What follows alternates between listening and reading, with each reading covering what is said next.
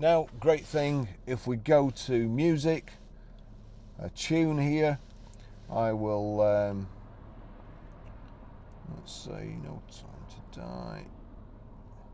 I will just turn this down so it doesn't come on blasting, but then we click CD, go to CD, and you see there you've got, it gives you choice. If you've got anything else connected, like in the USB or a card or anything, or auxiliary, but Barry's iPhone, so it's on Barry's iPhone, that's what it's going to play. This is playing. I will turn this up, and I'm doing this purely and simply so I've got control of the music and I can knock it off quick. Otherwise, if it's on too long, YouTube will knock the soundtrack off of this video. Oh, sorry, it's just at the end there.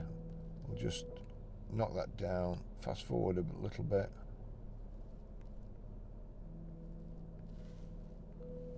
There you go, it's playing. So that's how you stream audio as well. People also ask me if you can use any other things like Amazon Music or Spotify. Well, if you go to Spotify, or if I go to Spotify here, there's a tune playing there. Just click on it. If I turn it up,